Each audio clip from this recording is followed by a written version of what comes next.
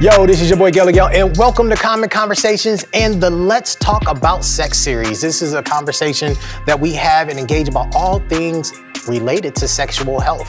Men, women, LGBTQ, heterosexual, pansexual. You said something like multisexual, demisexual, all the sexuals. Yes. So we're going to get down. Hopefully you will learn something and leave some comments so that we can engage a little differently as well. As we journey through all these different episodes that we're going to bring to you. So our last episode was consensual sex from a women's standpoint, and we talked about bringing it back and maybe cutting it up a little bit. And so we brought a special friend we found out on the corner, and he's going to talk to us a little bit. That kind of corner. Yes. Wait, and right. And today's conversation is about consensual sex from a man's point of view. And so hopefully we'll hear from the ladies a little bit about what they had to say, what they feel, and then we'll also talk about where men come from in the spaces of consent as well, because we also need consent sometimes. Mm-hmm. And depending on the nature of the relationship, again, getting back to last conversation is about not doing any harm and being better people so that we can have better sex. For sure. Mm-hmm. Is that what we said? That's what we said. That's what we said. That's good. You did good. That's the goal. So, and you're less outnumbered today. I'm less outnumbered. I know. This feels so. You got reinforcement. How you doing? All right, cool. So this should be a good volley, and we got Ashley in the middle. That could be good or bad for you guys. That's because she's your referee. She's the referee. Yes. All right, done, data. So you know what? So if you're tuning in for the first time, I want you to get to know who everybody is. So real quick, what's your name? Oh, I thought Miguel was going to introduce thyself first, but my name is Amira of The Amira Show. We focus on sexuality, sex work, the LGBT plus community, and also the empowerment and liberation of women. All women. That's me. I'm 30, love cats, and the color purple. There we go. Cats in purple. Cats in purple. Do you have a purple cat? No, I wish. Do you dress your cat up in purple clothing? No. Oh, okay. So nothing's combining or colliding here. You have They're purple just in your shirt today. Mm-hmm. true. Oh yes. There you Shout go. out to There you go. Cisco T. Hey, look, and the screen's just for you. Oh, it is purple because last time it was pink, right? Yeah. So this is the Amira Show, basically. Welcome. Let's go. Well, I'm happy to be a guest on the Mirror Show. My name is Reese, and I am a Ph.D. student in the public health department at U of L. Mm-hmm. And I am a pleasure researcher. I have a cat and a dog, and my favorite color is coral again. And also, fun fact. Oh, no, I don't have one, sorry. Oh shit. How you gonna softly introduce a I fun really fact wanted and to, then and then I couldn't think of anything. So. Today's show is about teasing. I love it. Oh, I would love to do a show. I love it here. Yeah.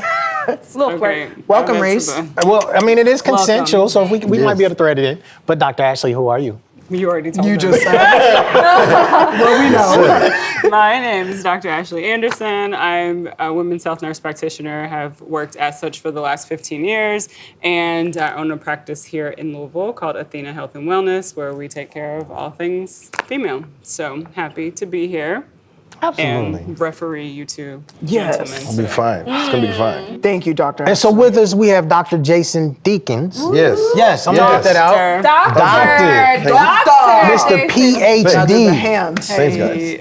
who focuses on all things social equity, Black women's studies. Yes, and you are, I forgot, the impact director. Impact director for the Hope Bus. The Hope, what is the Hope Bus? Yes, the Hope Shout out Bus. to So the the Hope Hope Bus Bus is a local nonprofit, focuses on health equity, social justice, food insecurity, all things to help Black people and resources, really, getting resources to Black people. So yes, that's what I do. Help them with everything from grant writing, protocols, procedures, stuff like that, but primarily research on Black women.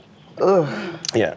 Shout out to my homie Stacia. Yeah. Wow. Yes. We love you, Stacia. Love you. Yeah. Yep. So I want to lead with this particular show a little different. So I'm gonna say a Oh, statement. he's gonna act different today. Yeah, I know. This This- what's Oh different? man, Just a okay, little bit okay, let's. I'm gonna be 35. I got to know you. Okay. Oh, now That's definitely an improvement. So you show up, doctor. Yes, And now he's He's acting different? Now he Okay. gonna act Now different. he grown. He's acting brand new. He has a Okay. peer with him now. Yes, yes. Well, A doctor. Continue. You know what I mean? So Like, you're trying to be I mean, we had a doctor, but now we have two. Yeah. now we got two doctors. We had a doctor. Patriarchy. Right. I'm just gonna stay in. I'm just staying in the child bus. I'm gonna get back in it. So much for 35. We here. Man, right?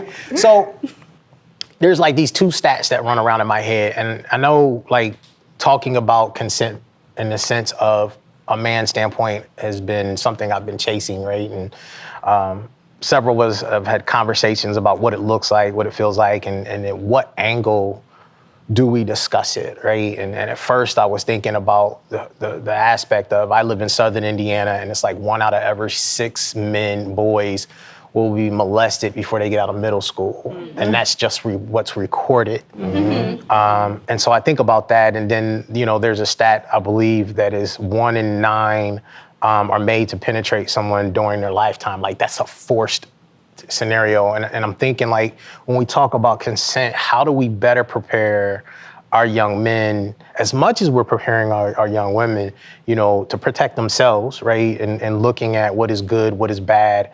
And at the same time, how do we teach them to live with, engage with women in a way that it's more caring, it's more understanding, and they're also receiving consent, right? And so I want us, if we can, explore this together, right, in a conversation. And Doc, well, see, now I gotta lean over for that. To say which doc. You know, because I think Jace. yes. So can I, Dr. Jason? Can I do it, Yeah. Doc? Okay. So Dr. Jason, you know, I think about as men growing up. You know, when did you first get introduced to consensual behavior? Probably young. I mean, like, I think I share a narrative with a lot of like young black men, in that I didn't know what I was doing, but I knew something wasn't right. And so I was like, huh. But as a man or as a boy, as a young boy, I got a whole bunch of uncles. I thought it was appropriate for me to not say anything. This is like, I'm supposed to go through this. So the first time I experienced something like that was probably like 11 years old, older cousin. And, you know, I was doing things with her in the room. We were at a family reunion. I didn't know what I was doing. But I didn't say anything because I thought I shouldn't say anything. I don't know who told me I shouldn't say anything, but I felt that way. And again, maybe that was from my uncles. Maybe that was from, I was raised by my mom and grandma, but they helped in that nurturing. And so I felt like there was a narrative of like, that's what you're supposed to do. You're supposed to go do that. And if you don't, and if you don't like it, something's wrong with you. And so I think for a lot of black boys, if you don't like what's happening to you, something's wrong with you. That is a narrative that is shared with a lot of my friends, a lot of my homies. I just didn't say nothing. Because then somebody's gonna say, well, what's wrong with you? What happened? And why didn't you like it? You are so right. I just, I mean, so for me, it was 11. A lot of my friends, it was 10, 9, 10, 11, same age. You know, you get touched a little bit or you're told to do something, to your point earlier, and you just don't say nothing. And we just trying. So ladies, is this a narrative that you've heard or familiar with? Yeah. Before you said that, so I wrote down in my notes, getting rid of boys will be boys. And teaching accountability and being a good person. So that's where my mind went to, but you bringing up that perspective, I guess that's the whole point of this, from a man's perspective.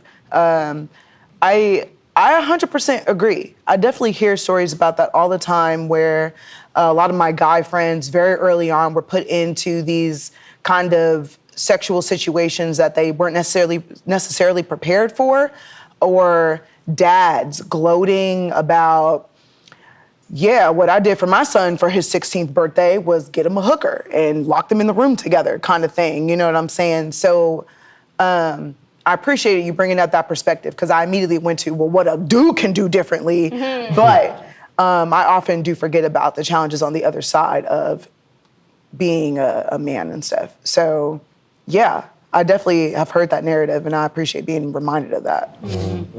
I would say I hear a lot of people talk about, or people who identify in that masculine. I'm giving mass today, if y'all didn't know. I'm just kidding. Let's go.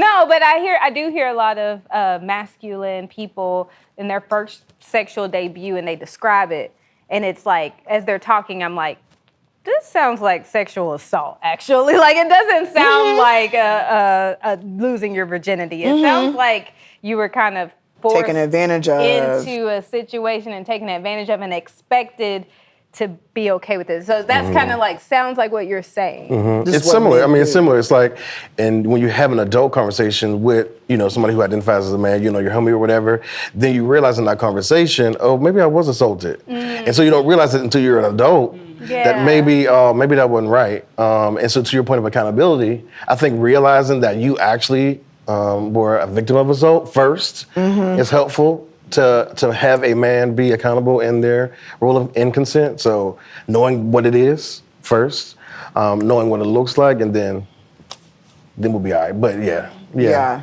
absolutely. One thing that really stood out to me while you were talking is just how similar it sounded to our previous conversation when we were talking about consent with women. It's like, how do we empower boys to feel like they're in control of their bodies? Because that's important in general. I have 2 sons, so it's very important to me that they don't feel like I have to do this because otherwise I'm going to be judged, or they should have autonomy over their bodies too. And I even think about what's that movie, Antoine Fisher, right? And it's like a situation that happened to him as a child that plagued him throughout his entire life. What happened? So his foster family, like the daughter, I think, in the foster family was molesting him, and he never talked about it, and it came out as an adult, and he's, I think, in the Marines or something, I don't know. Marines, yeah, different ways, anger.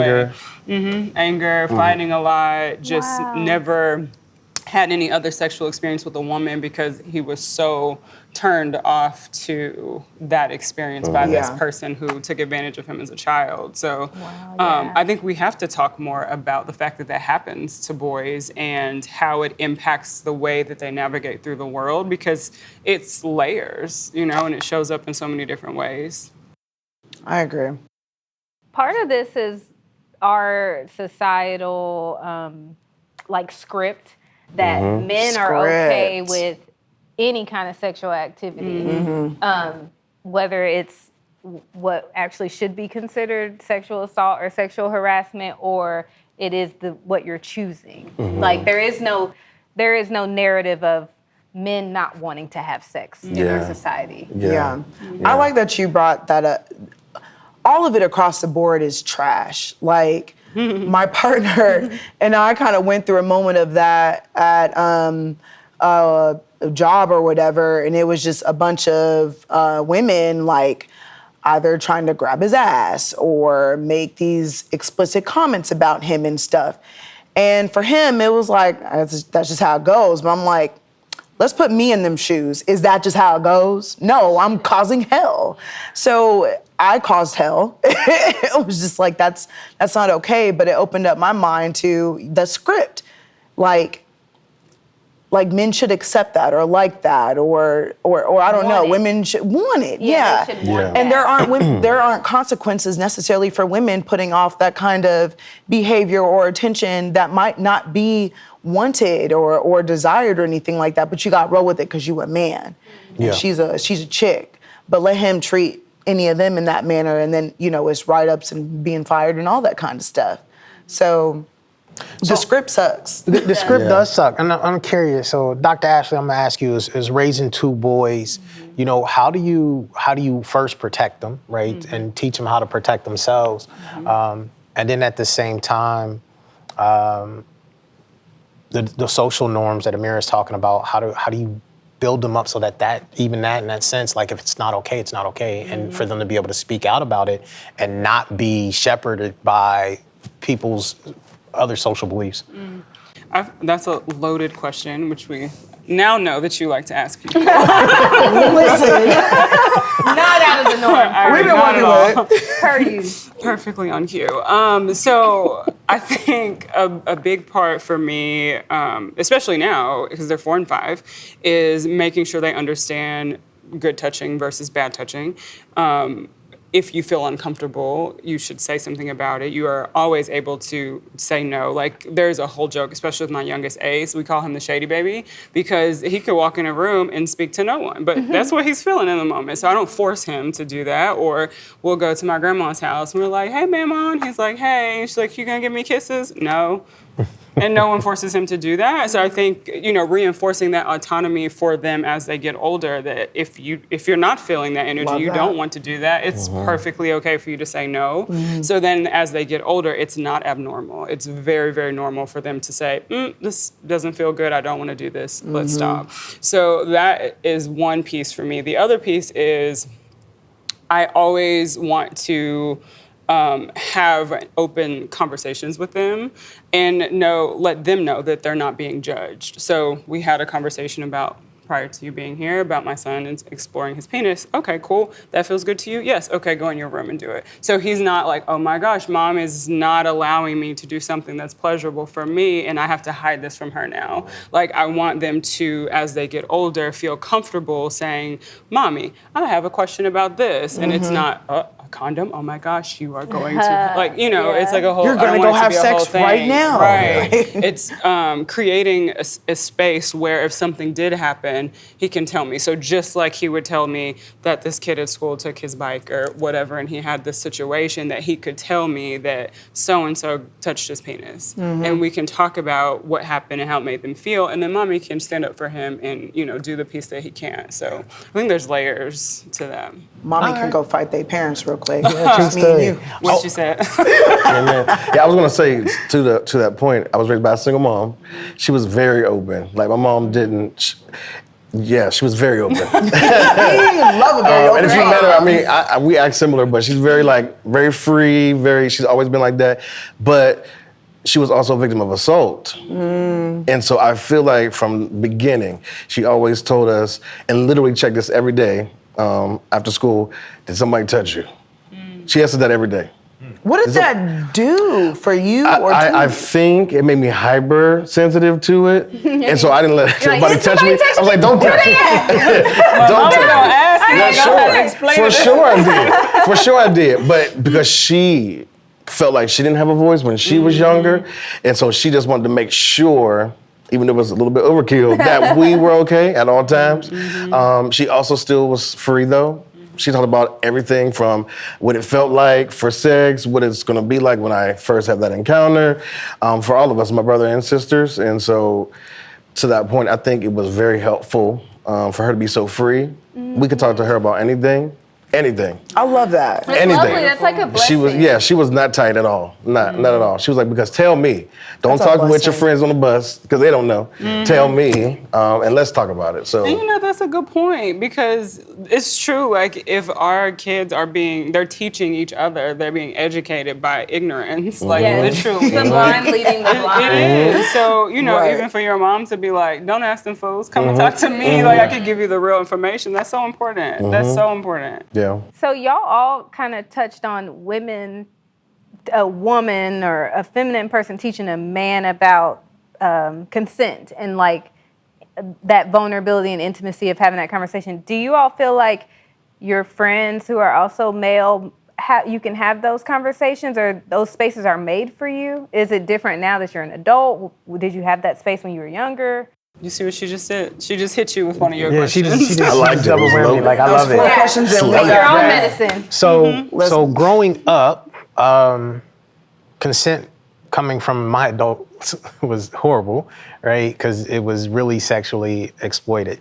in that relationship. So, consent was not even a word. It doesn't exist. It was be sexually free, which was not okay, right? Even amongst, so I also at one point in time when I was in third grade, the kids in the apartment complex were all high school. So I learned how to masturbate in third grade from the high school kids and the high school girls, right? Which is, again, manipulation. Oh my God, in third grade? So consent, again, still not given, right? I'm not even learning it. Now, that in a sense of being able to explore those conversations or those things later in life, yes.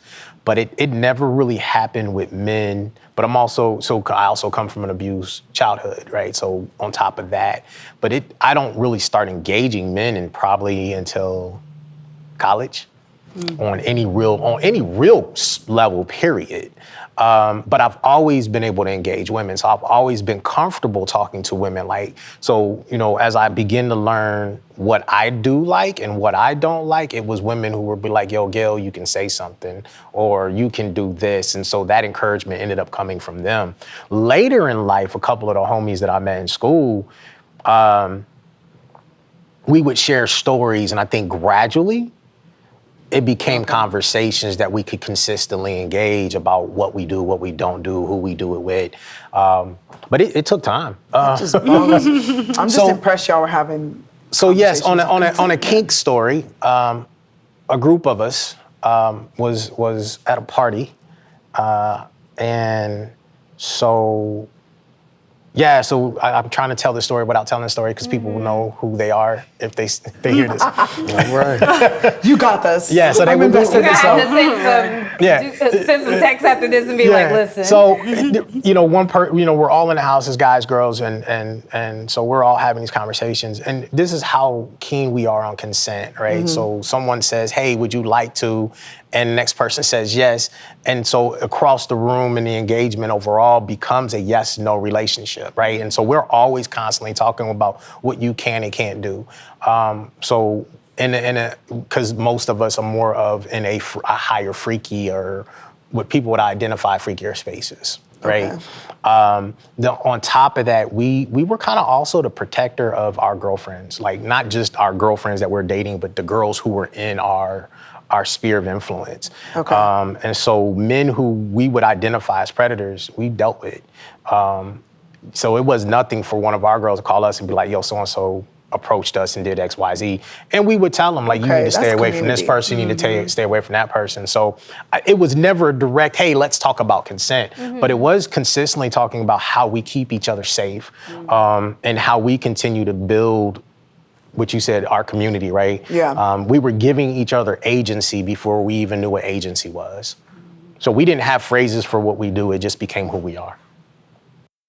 Everything definitely has a name and, like we said earlier, a category and a specification and all these things. And yeah, so I feel you on that. But that sounds really dope, though. Yeah. Like that y'all just naturally proceeded that way. Yeah, it just happened. I will say, like, there's some commonalities, right, in all the men in the relationships.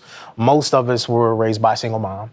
Most of us had been in some relative traumatized lifestyle or lived in a very violent community. And so I think the uniqueness of that, we bonded. So maybe we call it a trauma bond, but in that, people who come from trauma, who know how to survive in it, are looking for ways to thrive in it. And you tend to bond with people who can elevate you out. And I think that's what we were able to do. And so that exploration when it comes to sexuality came with it as well, right? So one of our friends was gay, not gay. But one or the other. Gay or not gay? Let's just say he's heterosexual, but he does gay things. Okay. Sexuality. They live in life. Yeah, true story. Right. You know what I mean? But we used to be able to have those conversations, and we'd always used to tease him. Like as a group, we would tease him, like, "Dude, you gay?" Oh no, the group roast. Yeah, but in real life, like. He wasn't gay. It was his sexual experiences and what he desired and what he liked it was his thing. Yeah. And so I don't know. It was a natural course for us. What about you, Doc? I don't know. I feel like it was grounded in like lies. Meanwhile, like I'm saying that like in middle school, I'm thinking about middle school experience. So we talking about sex. None of us had sex at that time. We told each other later in high school that we didn't, but we lied to each other. Yeah, bro, I was with her. And we're like 11, 12, 13. I don't know what I'm doing, and you don't either. But it was grounded in lies, right? So we lied, and yes, maybe one or two of us were sexually active, and so we talked about that, but it was never like aggression or like a violent aspect of it. When you go to high school though, when you get to those, different clubs, different, sports and stuff, then you get more conversation. Yeah. And so yes, you are faced with a potential homie that maybe he's talking crazy, like, yeah, man, I just went, she acted like she didn't want to do something, but I just did it anyway. Yeah. I just kind of pushed her. And then in those conversations, yes, we did have those. And similar to you, raised by a single mom, so my mom was always like, you take care of a woman, you gotta open the door, you know, so with my friends, I had a majority female friends, and so that was just how I lived. I took care of them naturally. I have female friends now, majority, just like navigating academia. That's just the way it is for Black people, usually more Black women. But so yeah, I've protected them my whole life. And so that meant for me approaching somebody along with friends and being like, that wasn't cool. Yeah. Maybe putting some fisticuffs up. Yeah. You know, I don't know. It's just whatever you got to do to stop the behavior. We did that. And if it was somebody who continued that behavior, we tried to tell someone, or we just stopped messing with them, really. Yeah. I love that. I guess that's what I was kind of wondering, because I feel like maybe a lot of, you think about sexual assault, and as a lot of people think about it as like a women's issue. And that men aren't really involved in the conversation, or we could get a lot further if men would talk to other men about that when they see something's wrong. So it's positive to me to hear that you would speak up if you were in a locker room talk. Yeah. Or fight them. Because F it. Restorative justice shows up. Yeah, that's right. That's kind of my thing, though. I'm like, you won't fight. But I've always been like that since I was little. But that's my thing. I try not to go there, y'all, but every now and then. But you have to be intentional about it.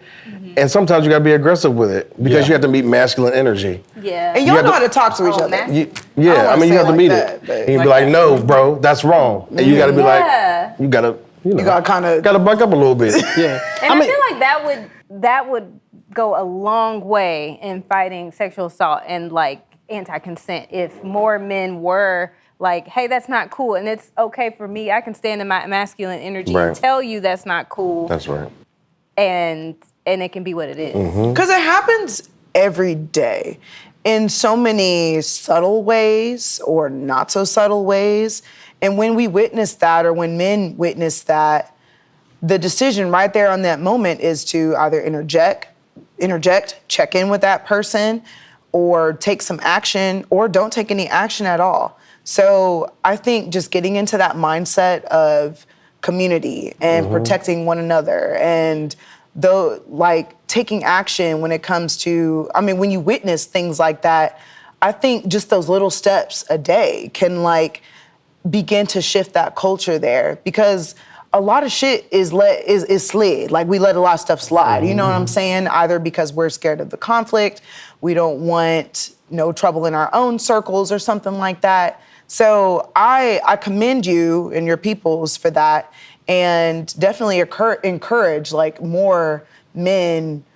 I don't want to just say men because I'm a gentlewoman, so I steps in, okay? But just encourage that behavior altogether, because that is how you build community. That's how you validate one another's experiences. That is how victims don't feel like they're being shamed in these situations. So yeah, I commend that, and I agree.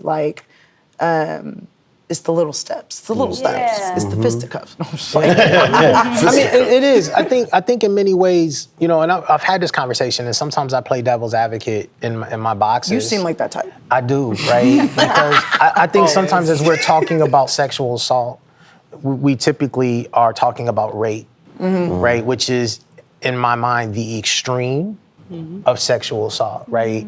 But I woke up with someone on top of me. Yeah. They didn't succeed in trying to penetrate me. Yeah. But I wasn't taken serious in that moment. Right.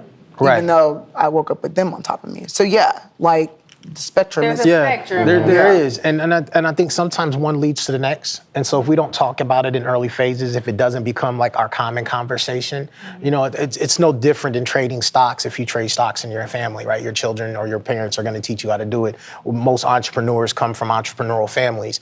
Most people who end up becoming pastors have there's this thing that we can, within our families, our community, we connect to.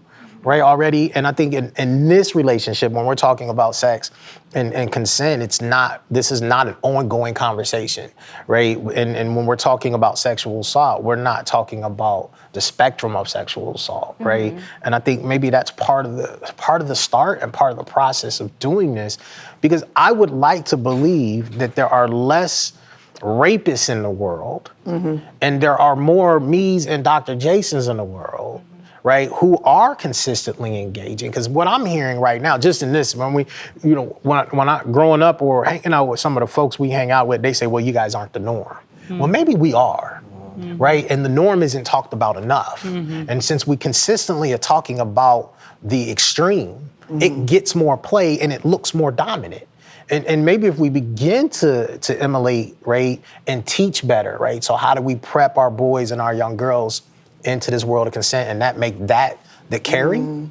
I think it's a we cultural lessen. thing. Yeah, I think it's a cultural thing. I think it's a culture thing People too. from the top, like, clearly don't validate, like, women's experiences or childbirthing people's experiences or whatever. I mean, just for the simple fact of, like, abortions are illegal. No matter the circumstance, to include, I was raped and I don't want the perpetrator's child. So I think it's a cultural thing. I would love to think of it as a norm, but the head, I don't want to say the head honchos, but the whole umbrella that we're trying to break through for history has invalidated these uncomfortable experiences that we need to talk about and validate and like solve. You know what I'm saying? If that makes sense. Like they, I don't know. Like from start, like why is there a father of gynecology? Like, you know what I'm saying? So I feel that's a cultural thing, and I agree with you that there are many people like you out there, but that's not what's necessarily being discussed. And I don't know, again, if that's because that's not, it's still like a push against, like, that's not the goal necessarily, because we still want to control and overpower women or those beneath, if that makes sense. Yeah. I think norms are created by society. So for someone to say you're not the norm, it doesn't necessarily mean that you're not the majority. It just means you're not the norm. All my life, I ain't heard about y'all. Right. But I think Somebody's part of experience. it is those little steps and like empowering other men to step up and say that creates a norm. So right now, I feel like there's a lot of fear of, if I step Like, up it's not cool. and I say that you shouldn't do that when no one else is saying anything, then I'm the odd. You're the odd man out. You're looked at weird or something. In my head, the norm is to not say anything. The norm is to disempower women when it comes to sex. That's what masculinity looks like. That's the norm. But if we empower more people to speak up, then the norm looks like you don't disempower women. The norm looks like you do protect women. So I agree with your statement of there's probably more of you all out there, but they have to speak up. And they have to change what the norm is. Change the narrative. Yeah. You have to be intentional. Yeah. And you have to recognize what that range of sexual assault looks like first, right? Because you have to recognize it so people know what they're doing when they do it. And so then when that happens, then you can call somebody to accountability, Yeah. right? Yeah. And so unless you know, what you gonna do? Right. And so to your point, yes, we have to, as those who do, identify it, be more intentional about it, be more public about it. Like, yeah, this Be ain't. loud about be it. loud about it. Yeah. This is what you're not supposed to do in a situation. Even if you're like in a club situation, don't put your hand on somebody's lower back. They don't know I you. hate that. They don't know you, bro. They don't know hate you. it. And so I get it. You know, That happens Because so much. Like, do it you happens do a that lot. to a man? Gross. It happens a lot. And then what it is then a man will say, well, then how am I supposed to talk to somebody? Talk to somebody. Hands to yourself. You do not have to touch Talk to somebody. Your mouth is up here. Listen. Our Am I hands supposed to are talk to down someone? here. Just talk This to is the somebody. boys will be boys. So, Sorry. I mean, to we y'all's teach point, people keep their hands to themselves. keep your hands to Kids. yourself. That's what you want to do. Recognize it. There are, I feel like there, They That's do right. though. Well, they- so yeah, I let's get be that. honest Be a about good let's be person. honest Yeah. about that. Touch each other. when you talk? Men do touch each other, right? Like we will touch each other. So Shoulder. like this right here is a Oh, I dominant thought you was gonna position. try to Sorry, touch can I it. touch you? That's fine. You know what I I'm mean? about to say, What did about- you show didn't ask for consent? Bro, we over here talking about men and consent. Right, so happened? sometimes for a lot of people, this is a dominant positioning of touching, That's what I was right? thinking So up men do here. this to men all the time. You know what this means? I'm better than you. I'm stronger than you, right? And some men will touch men here. You know what that means? Is that the lower back? The Yep. lower back? Right? Men Yes. touch I know they men's touch lower lower back. backs. Have you ever had a dude come up beside you and push you out there? Where does he push you? He uses your lower back. Oh, okay, so they do that. Yeah, absolutely. So what we're talking about is a behavior across the board. Now, I've had women do it to me, right, as well. Does it mean the same? I don't know, because I didn't stop to ask. But I can traditionally tell you if a man does it to me, what position he's trying to take within a dominant role. Yeah, trying to be Right? dominant every year. I So- guess I wasn't aware that men touch other men like that. Yeah. Maybe it just means different things. Because Maybe, it but don't sounds touch like, Don't touch me. Yeah. just put your hands to In yourself. general. Some people have touch boundary me. issues, right? They don't understand Yeah. personal space. We talked about this a little bit in the last show, like understanding body positioning and knowing how to read body language. And then again, touch. Touch is a dominant position. I don't like necessarily for people to touch me if I don't know you, right? So, but a lot of that has to do with communicate that. Don't touch me, touch. bro. Right? That's one of my things. So, but if that's your language and the person that you're talking to, that's a conversation you're having. Right. So if we communicate through touch, that's our conversation. But that doesn't mean somebody from the outside world, because they see us communicating this way, gets they to can come up and do communicate it, the same right? way. Because they haven't gotten Right. consent. They're not part of this That community. relationship is Yes, real. absolutely. Yeah. So I think where we have to get into, again, the whole conversation about consent is how we do that. But men are people, I think are people, and men, yes, they have bad behaviors with touching people. Yeah. Sometimes I do think some men are doing it intentionally. I do believe that some men don't know any better, right? I learned this. So I learned body language and engagement through doing loss prevention and interrogating thieves, right? Wait, run that back. Pause. Okay, What? so you learned about consent with men through loss prevention. Yes. That's if you steal from Target. Yes. And interrogation, The that's pat down. questioning them in the back room in Target. yes. The pat down. Right? The pat down. Yeah. Yeah. Okay. Absolutely. The pat down, So I mean, which can take place anywhere, I guess. absolutely. Okay. Oh, yeah. So all of these things, like all the rules and lessons. Now, again, I get to live in a different space and have different experiences. I definitely would love to hear from other people, but yeah, I think again, some people have an intent for what they're doing, and others don't know any better. And we need to educate. We need to teach. We need to teach our daughters. We need to teach our sons.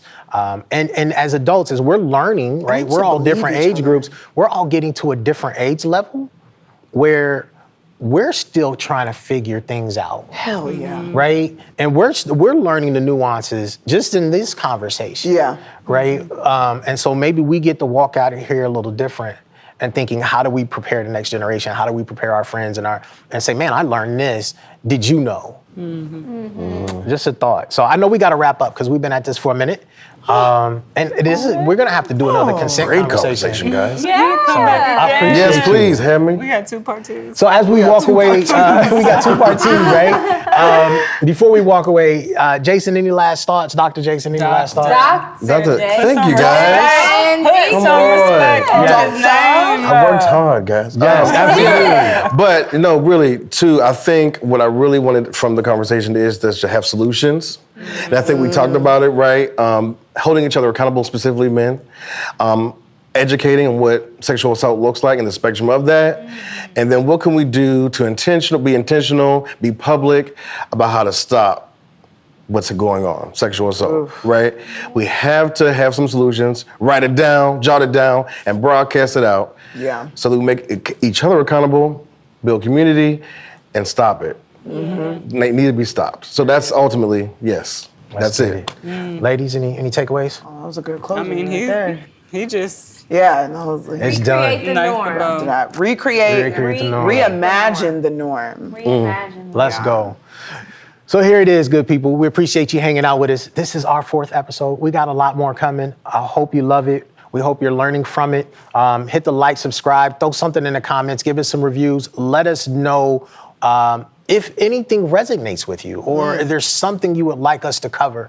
We'd be happy to sit down and have our common conversation about let's talk about sex and your personality. No, not their personality, but I'm done. Y'all good? Got it? Good. See you in the next episode. Bye, y'all. Sounds so country. Bye, y'all. You country all as right. hell. I am. I'm from Texas. We are clear. What part of Texas?